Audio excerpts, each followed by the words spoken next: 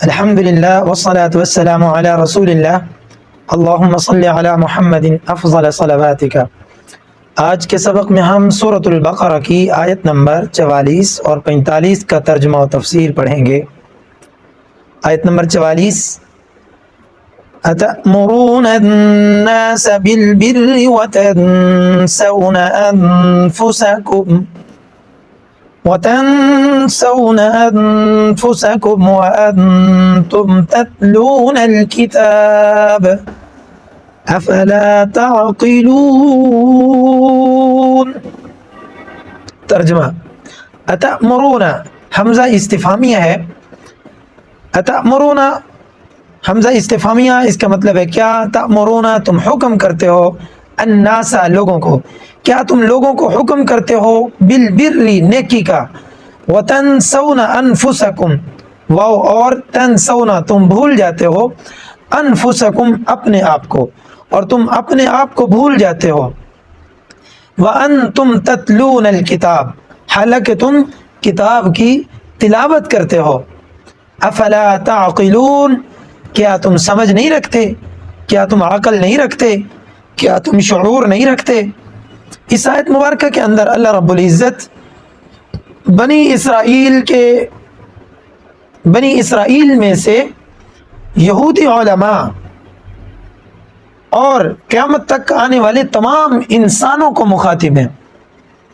چونکہ ماقبل میں اہل یہود کی اور بنی اسرائیل کی بات چل رہی ہے، تو اللہ رب العزت ارشاد فرماتے ہیں تأمرون الناس بالبر، قیامت تک آنے والے تمام لوگوں کو اللہ رب العزت مخاطب کر کے فرما رہے ہیں کیا تم لوگوں کو تو نیکی کا حکم کرتے ہو، لوگوں کو تو اچھی بات، حق بات کہتے ہو اور خود اس پر عمل نہیں کرتے، یعنی دوسروں کو نصیحت اور خود میاں فضیحت، یہ والے اس محاورے کے مصداق بنتے ہو کہ خود تو عمل نہیں کرنا مگر دوسرے لوگوں کو نماز کی تلقین کرنا، روزے کی تلقین کرنا، تبلیغ کرنا، قرآن مجید کی تلاوت کا حکم کرنا، یہ دوسرے لوگوں کے لیے تو آپ کے ہاں یہ بات ہے کہ دوسرے لوگوں کو نماز کا، روزے کا، زکوٰۃ کا، حج کا یہ کہا جائے، ان کو نصیحت کی جائے، ان کو دعوت دی جائے، ان کو تبلیغ کی جائے، لیکن جب آپ کی اپنی باری آتی ہے وَتَنْسَوْنَ أَنفُسَكُمْ تو تم اپنے آپ کو بھول جاتے ہو۔ حالانکہ ہونا تو یہ چاہیے کہ جو بھی حکم خدا بندی آپ تک پہنچے تو پہلے خود عمل کرنا چاہیے، اس کے بعد دوسروں کو اس کی تلقین کرنی چاہیے اور دین اسلام کی وہ بات دوسروں تک پہنچانی چاہیے، یعنی پہلے خود نمونہ بن کر امت کو دکھائیں، لوگوں کو دکھائیں کہ ہم اس بات پر اس طرح سے، ایک مسلمان، ایک عالم دین، اس طرح سے وہ اس حکم پر اس طرح سے عمل کیا جاتا ہے۔ جب خود نمونہ بن کر لوگوں کے سامنے اپنے آپ کو نمونہ بنا کر پیش کریں گے، صحابہ کرام رضوان اللہ تعالی علیہم اجمعین نے اپنے آپ کو مثال اور نمونہ بنا کر لوگوں کے سامنے پیش کیا، تبھی تو اسلام جو ہے وہ دور دور تک پھیل گیا۔ تو ہمیں بھی اپنے آپ کو نمونہ بنا کر لوگوں کے سامنے پیش کرنا چاہیے کہ پہلے ہم خود اپنی زندگیوں میں اسلام کو نافذ کریں، اس کے بعد پھر دوسروں کے لیے نمونہ بن کر ان کو بھی نماز کی تبلیغ کریں، قرآن کی تلاوت کی تبلیغ کریں، زکوٰۃ کی ادائیگی کی تبلیغ کریں، حج اور باقی دین اسلام کے جو ارکان ہیں ان کے بارے میں، جہاد کے بارے میں تلقین کریں، لیکن پہلے خود اس پر عمل کریں۔ جبکہ پہلی قومیں اور خود ہماری اس امت محمدیہ صلی اللہ علیہ وعلی آلہ وبارک وسلم کے اندر بھی یہ ایک مرض ہے، یہ ایک بیماری کے طور پر ہمارے اندر موجود ہے کہ ہم خود تو عمل نہیں کرتے، اچھی بات پر خود تو عمل نہیں کرتے، لیکن جب دوسرے لوگوں کو دیکھتے ہیں تو ان کو نصیحت ضرور کرتے ہیں، بلکہ دوسرے لوگوں کو نیک کام کرتے ہوئے جب دیکھتے ہیں تو ان کی نیکی کے اندر بھی ہم بہت سارے کیڑے نکالنا شروع کر دیتے ہیں، جس سے اگلا بندہ جو نیکی کر رہا ہے وہ بھی بدظن اور بد دل ہو جاتا ہے۔ تو پھر اسی بات کو اللہ رب العزت نے آگے ارشاد فرمایا افلا تعقلون، کیا تمہارے اندر عقل نہیں ہے، کیا تمہارے اندر شعور نہیں ہے، کیا تمہارے اندر سمجھ بوجھ نہیں ہے کہ تم کس طرح سے جب اپنے آپ پر جو ہے وہ اپنے آپ کو نمونہ بنا کر لوگوں کے سامنے پیش نہیں کرتے، بلکہ جب دوسرے عمل کر رہے ہوں تو ان کو الٹا ڈانٹ ڈپٹ کے ساتھ یا ان کی تضحیک امیز لہجہ سے یا ان کی تضحیک کر کے یا ان کو جو ہے وہ ان کا مذاق اڑا کر الٹا ان کو بھی دین اسلام سے دور کرنے کا سبب بنتے ہیں. تو اللہ رب العزت ایسی نصیحت سے ہمیں محفوظ رکھے.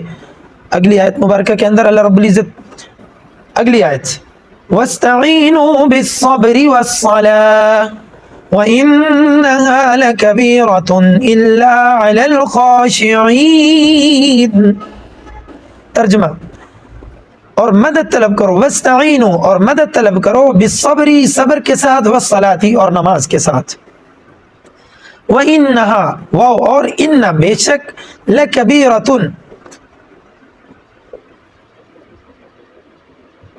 بہت بڑی چیز ہے، وَإِنَّهَا لَكَبِيرَةٌ اور بے شک وہ بہت بڑی بات ہے، بہت بڑی چیز ہے، إِلَّا مگر عَلَى الْخَاشِعِينَ ڈر رکھنے والوں کے لیے، ان لوگوں کے لیے جو اللہ رب العزت سے ڈرتے ہیں.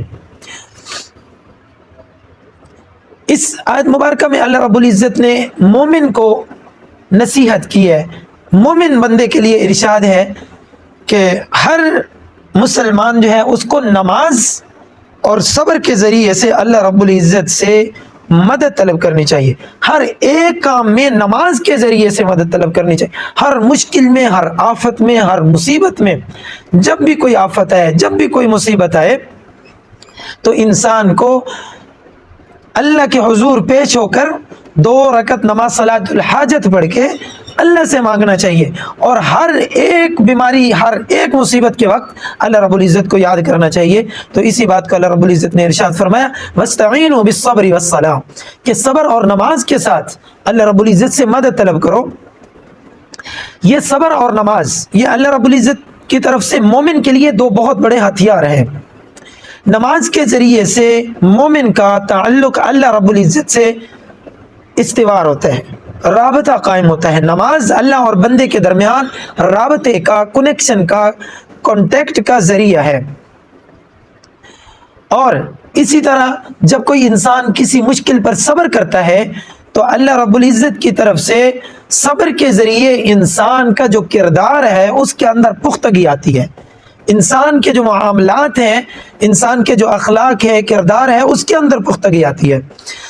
تو پھر جب صبر اور نماز یہ دونوں مزاج ملتے ہیں، یہ 2 ہتھیار جب ملتے ہیں تو مومن کا ایمان جو ہے وہ نکھر کر سامنے آتا ہے. اور پھر اللہ رب العزت ہر مومن کی جو نماز کے ذریعے اور صبر کے ذریعے ہر مشکل میں اللہ رب العزت سے صبر کرتے ہوئے اللہ سے مدد طلب کرتا ہے تو پھر اللہ رب العزت ضرور اس کی مدد فرماتے ہیں. اور پھر آگے اللہ رب العزت نے ارشاد فرمایا وَإِنَّهَا لَكَبِيرَةٌ إِلَّا عَلَى الْخَاشِعِينَ کہ یہ صبر اور نماز یہ دونوں بہت بڑی چیزیں ہیں. چیزیں کن کے لیے ہیں؟ ہتھیار کن کے لیے ہے؟ نماز کس کے لیے دولت ہے؟ نماز کس کے لیے ایک بہت بڑا اللہ سے رابطے کا ذریعہ ہے؟ اس شخص کے لیے جو خشوع و خضوع اختیار کرتا ہے، جو اللہ رب العزت سے ڈرتا ہے، اللہ سے ڈرتے ہوئے تمام قسم کی نیکیوں کو کرتا ہے اور ہر قسم کی برائی سے بچتا ہے. تو یہ اس کے لیے نماز جو ہے وہ اور صبر جو ہے یہ 2 راستے ہیں کہ جن کے ذریعے سے اللہ تعالیٰ سے اپنے تمام معاملات کو اللہ کے سامنے رکھ کر حل کروایا جا سکتا ہے. تو امید ہے کہ ہم ہر وقت، ہر مشکل میں، ہر آزمائش میں اللہ رب العزت سے صبر کے ساتھ اور نماز ادا کر کے اللہ رب العزت سے اپنے تمام معاملات کو حل کروائیں گے. اگلے سبق تک کے لیے مجھے اجازت دیجیے. اللہ نگہبان. والسلام علیکم ورحمۃ اللہ وبرکاتہ.